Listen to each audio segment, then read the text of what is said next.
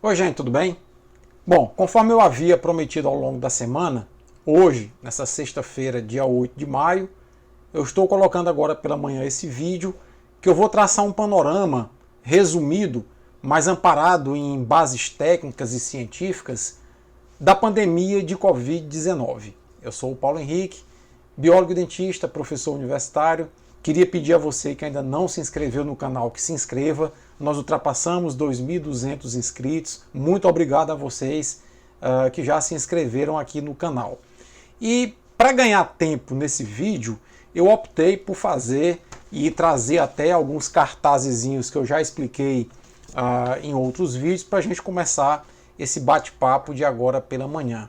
O motivo dessa conversa é o fato de que as redes sociais estão repletas de muito lixo, muita porcaria em relação à pandemia de Covid-19. As pessoas às vezes são enganadas por essas porcarias, por esses lixos, e isso está causando aflição em muitas pessoas. Outras defendem essas porcarias, teoria da conspiração, de que o vírus foi colocado no planeta num projeto de dominação do comunismo, para comunizar o mundo. Então tem umas coisas meio que absurdas, né? E eu, na qualidade de biólogo e professor universitário na área de parasitologia e imunologia, me vejo também na obrigação de estar dando essa contribuição no sentido de tentar tranquilizar as pessoas, né? A primeira coisa que eu diria para vocês é que a Covid-19, como qualquer outra doença, ela não é um evento linear. Algumas pessoas andam colocando que a Covid-19 ela começa aqui e acaba aqui. Não é assim. Que a causa de mortalidade da Covid-19 100% é essa. Não é assim.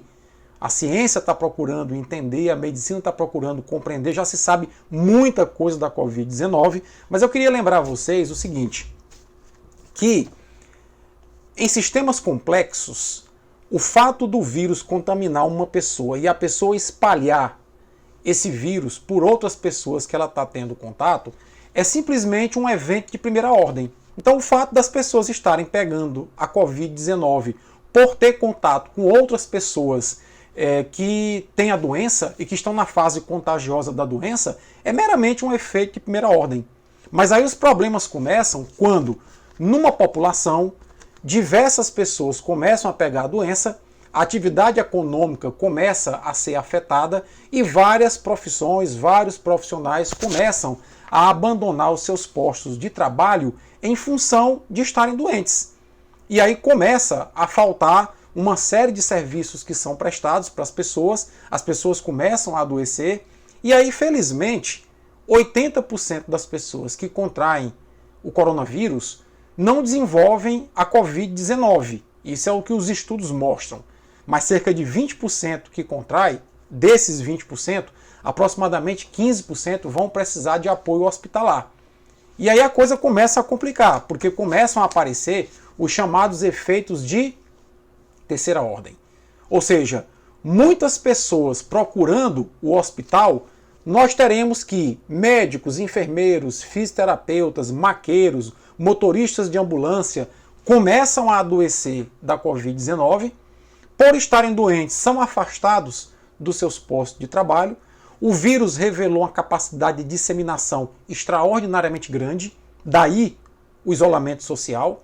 E aí, uma vez que as pessoas pegam a doença num curto espaço de tempo, isso começa a sobrecarregar os sistemas de saúde, né? Fazendo com que aconteçam esses efeitos de terceira ordem. Aí, numa situação como essa, como Manaus está vivendo isso, Fortaleza, São Luís está em lockdown, Belém está em lockdown, Recife está vivendo isso, São Paulo, Rio. Ou seja, nós temos o sistema de saúde já se sobrecarregando, os leitos de UTI já se esgotando e os profissionais de saúde adoecendo, se afastando do trabalho, e aí nós temos um problema. Tá? Qual o problema? Além de faltar leito de UTI, faltam também profissionais para atender as pessoas que estão ocupando esses leitos, né? Muitas vezes, inclusive, isso foi tema de um vídeo que eu postei ontem, os profissionais se veem obrigados a fazer a escolha de Sofia. Ou seja, sobrou um único leito de UTI e tem 10 pacientes precisando desse leito. Então os profissionais dessas cidades vão ter que começar a fazer escolhas. Quem é que vai para a UTI e vai ter uma maior chance de sobreviver de quem não vai para a UTI. Então isso aí seria só um elemento para mostrar para vocês que a Covid-19 ela não é um evento linear. Ela é um evento que a partir dela, a doença, vários outros desdobramentos da ordem epidemiológica, da ordem da saúde, da ordem econômica ocorrem. E olha que eu citei aqui de maneira bem resumida. Eu estou colocando aqui na descrição desse vídeo um vídeo de um colega de Minas Gerais que fala sobre sistemas complexos de uma maneira muito didática. O vídeo dele já tem mais de 1 milhão de visualizações, é um médico extremamente conceituado na sua área. Pois bem, mas aí, ao longo dessa semana, foram postados vídeos, né, e replicados vídeos e mensagens de WhatsApp acerca de uma autópsia na cidade de Bérgamo que teria sido reveladora e o governo da Itália estava proibindo divulgar esses dados e vazou para a imprensa italiana e a imprensa italiana começou a divulgar que o que mata na verdade não é o coronavírus, o que mata é o sistema imunológico que reage ao coronavírus. Isso a ciência já sabia. E aí continua dizendo que 9 em cada 10 pessoas morrem na verdade de problemas hematológicos, né? Gente, saiu um paper, um artigo científico na revista Nature Immunology, que é uma das revistas mais conceituadas do planeta, dizendo que 70% das pessoas que morrem de coronavírus pela experiência mundial morrem de pneumonia viral. Óbvio que outros 28%, como o próprio artigo diz, morrem de outras doenças. Eu vou inclusive mostrar aqui partes desse artigo, inclusive de problemas hematológicos, né? Problemas renais, hepáticos, cardíacos e até mesmo cerebrais. Já foi encontrado em autópsia o coronavírus no cérebro de algumas pessoas que morreram, né? Pois bem, nós precisamos de oxigênio para viver, né? E aí eu queria mostrar para vocês esse esqueminha aqui. Isso aqui representa um alvéolo pulmonar e isso aqui é o tecido que está em torno do alvéolo, né, vascularizado com um vaso sanguíneo, está em preto, desculpa, está em cinza. A impressora não era colorida. E aqui nós temos a troca gasosa, que nós chamamos de hematose. Normalmente, quando nós inspiramos, entra no ar uma mistura de gases com nitrogênio, até mesmo CO2, mas a maior parte desse ar que entra tem oxigênio. E a pressão do oxigênio dentro do alvéolo é em torno de 104 milímetros de mercúrio. Só que a pressão do oxigênio no sangue é apenas 40 milímetros de mercúrio. Como a pressão dentro do alvéolo, quando eu inspiro, é maior do que dentro do sangue, o oxigênio passa de onde ele tem maior pressão para onde ele tem menor pressão. Então ele entra, tá? Bom, aqui a setinha verde. Já o CO2 que está dentro do sangue no alvéolo, ele tem pressão parcial de 45 milímetros de mercúrio e dentro do alvéolo é apenas 40. Então, dentro do sangue o CO2 tem uma pressão maior que dentro do alvéolo. Então, o CO2 na setinha vermelha passa para dentro do alvéolo e nós expiramos o CO2. Isso é o que acontece em situação normal. Eu inspiro oxigênio, o oxigênio mais concentrado dentro do alvéolo se difunde para dentro do vaso e o CO2 mais concentrado dentro do vaso se difunde para dentro do alvéolo e eu expiro o CO2. A energia que faz o nosso corpo se movimentar, eu estou aqui falando, eu estou gastando energia, eu estou suando porque o ar-condicionado não está gelando muito bem. Eu estou gastando energia. E essa energia que eu estou gastando vem do meu almoço, que tinha arroz, que tem um carboidrato. E esse carboidrato armazena a energia do sol. As plantas fazem fotossíntese e transformam a luz do dia em energia química. Uma vez que eu comi o arroz, o macarrão, o feijão, os carboidratos na hora do meu almoço, o meu tubo digestivo digere esses carboidratos e coloca dentro das minhas células glicose. E aí as células começam a quebrar a glicose. No que as células quebram a glicose, elas retiram a energia que o sol armazenou, que a planta, melhor dizendo, armazenou a energia do sol dentro da glicose. E é com essa energia que eu estou aqui falando, suando, o coração batendo, gesticulando, raciocinando, tudo isso gasta energia. Só que há um problema. Na hora que as minhas células do corpo, da minha cabeça até o dedão do pé, quebram a glicose, elas conseguem tirar energia e eu consigo sobreviver graças a isso. Entretanto, na hora que elas quebram a glicose, elas produzem dois resíduos principais. O primeiro resíduo é o CO2. E o que é que acontece com o CO2? No meu sangue, esse CO2 é expirado. Ótimo, resolvi o problema. E o outro resíduo é hidrogênio. E o hidrogênio, quando ele se acumula no ambiente, ele torna o meio ácido. Imagina as nossas células fazendo respiração celular, quebrando a glicose direto e acumulando hidrogênio dentro delas. Elas iam ficar ácidas e iam morrer. Então aí entra o oxigênio. Quando eu inspiro o oxigênio, esse oxigênio vai pela minha corrente sanguínea até as minhas células, para quê? Para se ligar a esse hidrogênio e formar água. E aí a água não causa mal ao meu corpo. Então eu consigo quebrar o alimento que eu comi, liberar energia para viver, produzo dois resíduos. Um eu expiro, que é o CO2, e o outro eu preciso inspirar o oxigênio para se ligar a esse hidrogênio e evitar que o meu corpo fique ácido e eu morra. Pois bem, nisso, o que é que acontece? Isso é uma condição normal. Aí uma pessoa pega coronavírus. No que a pessoa pega coronavírus, o alvéolo fica inflamado. O vírus provoca uma inflamação. Hoje a ciência já descobriu 7 coronavírus que infectam seres humanos.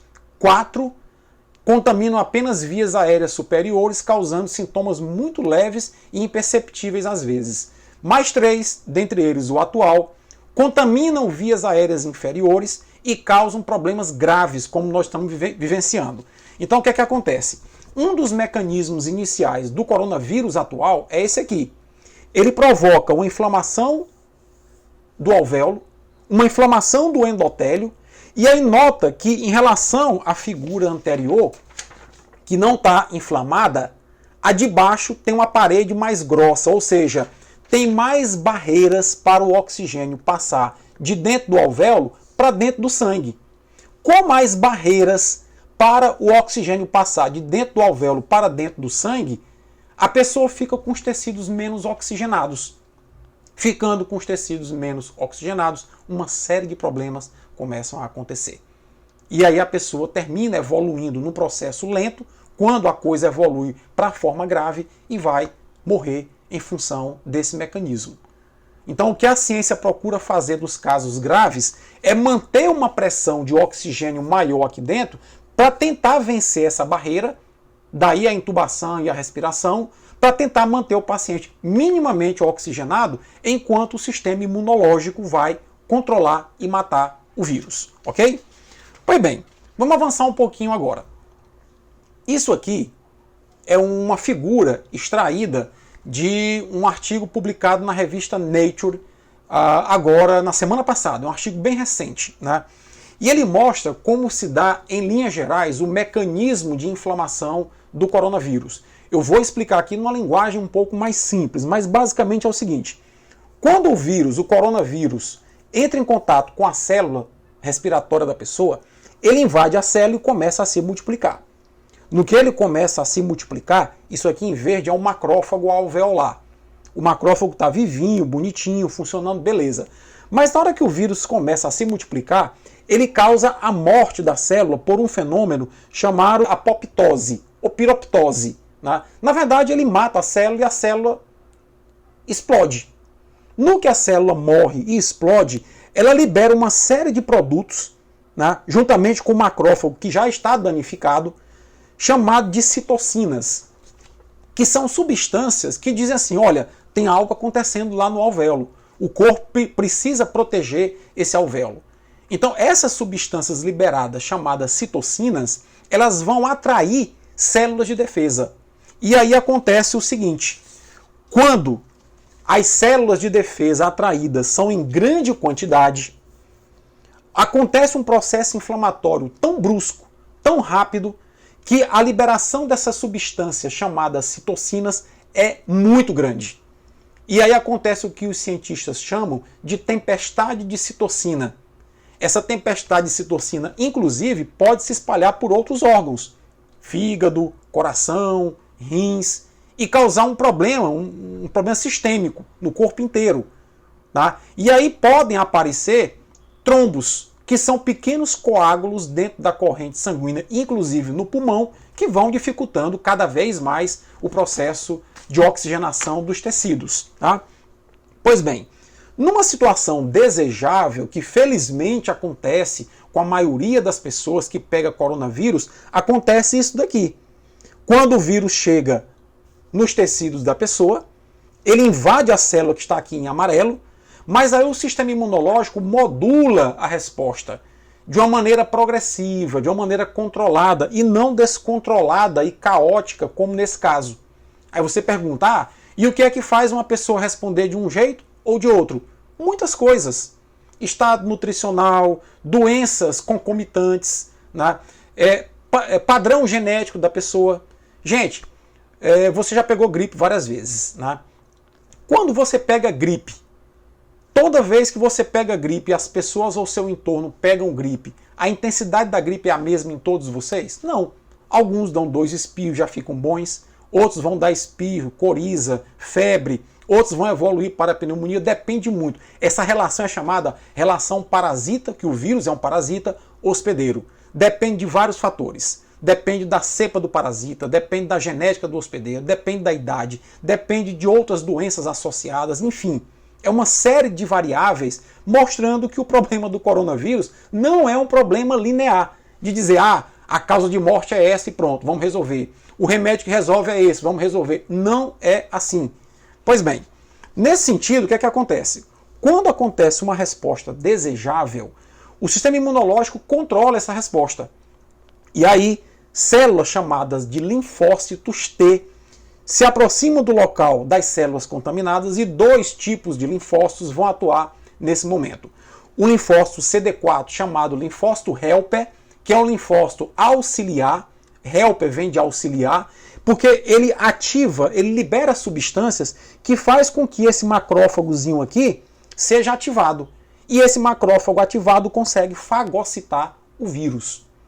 E essas células também, chamadas linfócitos T CD8, que são citotóxicos, o nome citotóxico vem do fato de que eles intoxicam a célula contaminada. Esse CD8 libera substâncias aqui, que vão matar essa célula contendo vírus. E aí, paralelo a isso, o linfócito B já produziu anticorpos. Leva alguns dias para isso acontecer, 7 a 14 dias. Esses anticorpos marcam o vírus, neutralizam a ação do vírus e o vírus fica marcado por esses anticorpos. Então, esses macrófagos vão comer, fagocitar o resto da célula infectada pelo vírus que a CD8, a citotóxica, matou, e esses macrófagos vão comer os vírus que estão neutralizados com anticorpos pelo sistema imunológico. Nesse caso, a infecção é controlada, sem a necessidade de remédio, e nesse caso, a pessoa vai ter pequenos danos pulmonares, né? É o que tudo indica até agora nas pesquisas que foram realizadas. Então, até agora nós vamos aqui com 18 minutos de vídeo, né? Nós estamos vendo a complexidade que a doença é. Por que então que nós vamos acreditar em vídeos e notícias que tratam a doença de uma forma linear? Com um começo, um meio e um fim. Tem que ser assim. As variáveis são muito grandes. E a ciência ainda não conseguiu evoluir para compreender totalmente a doença. Já evoluiu bastante. Por não ter conseguido evoluir para compreender a doença, é que esse gráfico aqui está mundialmente difundido. Esse gráfico é dos pesquisadores da Universidade de Washington. No início da pandemia, eles divulgaram esse gráfico. E esse gráfico todo mundo já conhece, mas eu vou explicar rapidinho mais uma vez. Mostra o seguinte. Se não for tomado nenhuma medida de contenção, a doença, quando se instala no país, cresce rapidamente. Essa linha é a capacidade do sistema de saúde absorver doentes. E note que da linha para cima, a quantidade de pessoas doentes são aquelas que vão adoecer em grande quantidade, vão procurar o sistema de saúde, como em Manaus, Fortaleza, São Luís, Belém, Recife, e não vão encontrar leitos vagos. Essas pessoas vão voltar para casa com problema grave da doença e vão morrer. E continuam transmitindo a doença para outras pessoas. Por que o isolamento? Com o isolamento você pega essa quantidade de casos e dilui ao longo do tempo, para que o platô da curva não ultrapasse a capacidade do sistema de saúde absorver as pessoas. E aí os casos graves, quando procurarem o hospital, vai ter vaga e a chance de sobreviver torna-se bem maior. Então, esse gráfico é muito importante. Mas essa semana, um economista, que foi economista do MIT, foi economista da Universidade de Oxford, da Universidade de Colômbia, é um cara extremamente respeitado, que trata de economia comercial. Ele divulgou, por meio de uma entrevista, esse gráfico, né? E esse gráfico aqui é o gráfico da dupla curva.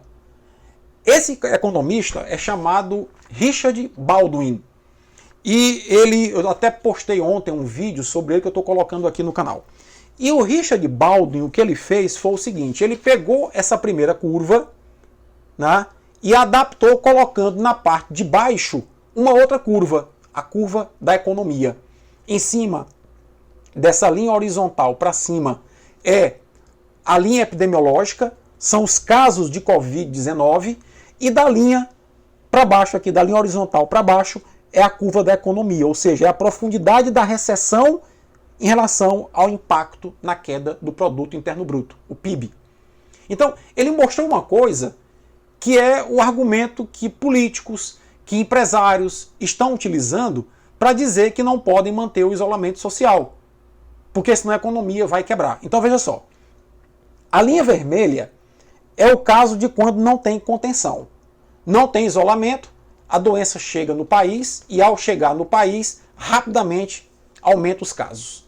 Muita gente adoece, o sistema de saúde fica saturado, lotado, muita gente morre, muito desespero, mas em compensação, a recessão vai ser menor.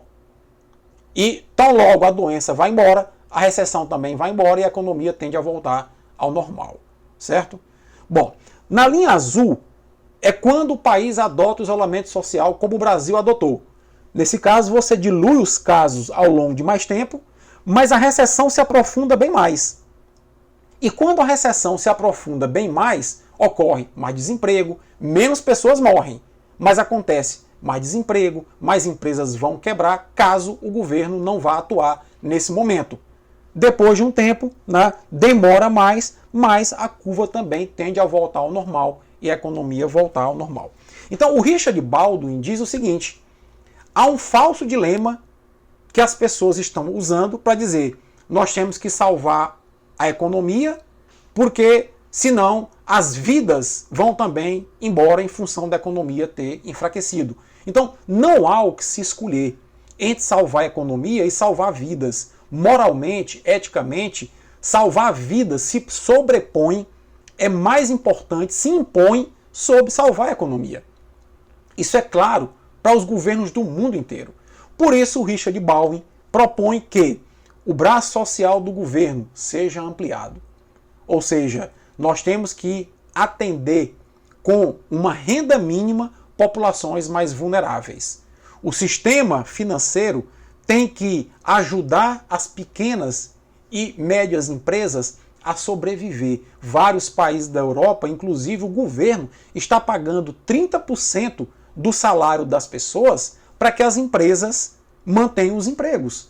Entendendo que, mesmo num cenário de isolamento, que a recessão se aprofunde mais, né, nós retomaremos a normalidade depois. Então, o problema é enfrentar a crise econômica que vai acontecer aqui para a gente poupar vidas. Não justifica minimizar a crise econômica para tentar matar mais vidas. Tá? Então, quer dizer, isso é uma coisa ilógica e que não passa pela cabeça de absolutamente ninguém. Tá? Bom, eu queria também chamar a atenção, estou quase acabando o vídeo, vai dar talvez meia hora, né? Vai ser um dos vídeos mais longos aqui do canal, mas era preciso trazer essas informações. Tá? E aí eu queria dizer para vocês o seguinte, que na concepção de alguns governantes, principalmente representados pelo presidente brasileiro, nós temos que acabar com o isolamento e que as pessoas têm que pegar a doença para nós atingirmos a chamada imunidade de grupo ou imunidade de rebanho. Gente, é o seguinte, imunidade de grupo ou imunidade de rebanho é a imunidade na qual a pessoa ou o grupo populacional, melhor dizendo, atinge uma proteção da doença que faz com que a doença não circule mais. Isso varia. Para o sarampo, a imunidade de rebanho é 80% da população. Para a poliomielite é 95% da população. E para a Covid-19, essa imunidade de rebanho pode variar de 30% até 80%. Tá? Então, o que é que vai determinar qual é o percentual da imunidade de rebanho? É a circulação do vírus. Quanto mais o vírus circular, existe uma grandeza chamada R0, né? Que é a capacidade do vírus ser transmitido para outras pessoas. E isso varia de acordo com o país, de acordo com o hábito das pessoas. Então, quanto mais o vírus circular, maior o R0. Quanto maior o R0, maior deverá ser a quantidade de pessoas imunizadas para a população estar protegida. Os países da Europa, quase todos, o R0 está abaixo de 1. No Brasil, o R0 está em 2,8. É quase 3 vezes a média do R0 europeu. E significa que no Brasil, para nós atingirmos a imunidade de rebanho, possivelmente nós temos que ter uma imunidade de 80% da população. Aí você me pergunta, e como é que eu vou atingir a imunidade de 80% da população? Tem duas maneiras. A primeira é vacinar, como no sarampo. No sarampo nós temos 90% dos brasileiros imunes ao sarampo. Só que nós não temos a vacina da Covid-19. Há uma segunda maneira, é a população adoecer. Se 80% do povo brasileiro, 160 milhões de pessoas, adoecerem, nós teremos imunidade de rebanho. Só que o detalhe, se 160 milhões de pessoas adoecerem, com a taxa de mortalidade que esse vírus tem e a sobrecarga do sistema de saúde, que é o efeito de terceira ordem, faltando leite inclusive para quem tiver um AVC, para quem cair de moto, bater a cabeça, para quem tiver um infarto do miocárdio, quem quiser fazer uma cesariana, quem quiser fazer um apendicite, com 160 milhões de brasileiros adoecendo, nós não vamos ter hospital para sequer tirar uma unha encravada. E aí a mortalidade no Brasil vai ser enorme. Os estudos apontam que pode chegar a 1 milhão de mortos. Né? E aí a dúvida que se põe é, eticamente, moralmente, para preservar a economia, nós poderemos sacrificar 100 mil brasileiros que seja, quanto mais 1 milhão, para atingir a tal imunidade de rebanho? Outra pergunta que eu faço. Na Coreia do Sul já foram registrados 160 pessoas que tiveram Covid-19, que trataram a Covid-19, curaram a Covid-19 e depois testaram positivo para a Covid-19. Nós não sabemos nem a resposta imune completa a esse vírus. Nós não conhecemos nem a possibilidade desse vírus recidivar, ele ficar latente dentro do meu corpo, numa gripe que eu pegue, meu sistema imunológico debilita e o vírus volta a se manifestar. Eu vou expor a população a esse vírus de mecanismos ainda tão desconhecidos? Isso é uma reflexão que fica. Tá? Perspectivas, para encerrar o vídeo. Nós temos aqui um trabalho que foi publicado também na revista Nature, só que agora Nature Communications, é outra revista muito importante, de um grupo holandês que descobriu um anticorpo chamado 47D11, um anticorpo humano, que neutraliza o coronavírus. Lembra que quando eu tenho anticorpos que neutralizam o vírus, a resposta imune é satisfatória e eu controlo a doença? Então esse grupo holandês descobriu esse anticorpo e quando eles fizeram culturas de células, eles observaram que a quantidade de vírus nas células em 24 horas, quando as células eram tratadas com anticorpo, em todas as situações, a quantidade de vírus nas culturas diminuiu. Tá certo? Ou seja, isso é um dentre centenas de trabalhos que estão sendo feitos no mundo. Há uma corrida para se compreender melhor a doença e encontrar uma solução. Eu estou aqui citando apenas um trabalho dentre centenas que existem. Já foram, desde o início da doença até agora, publicados mais de 500 artigos científicos sobre essa doença. Ou seja, nós estamos avançando, compreendendo melhor. É necessário, portanto, que as pessoas se mantenham isoladas, que os governos amparem as pessoas em condição de vulnerabilidade social e econômica, ampare as empresas para a ciência ter tempo de encontrar as respostas e nós salvarmos a maior quantidade possível de pessoas. Certo? Eu cito também um outro trabalho que acontece na Espanha, né? E aí tem uma médica, por sinal piauiense, da cidade de Floriano, que eu tive a oportunidade, inclusive, de conhecer, a doutora Marina Bucá, que ela tem divulgado muito esse trabalho. Os espanhóis sofreram muito com a pandemia de Covid-19 e ainda hoje sofrem, né?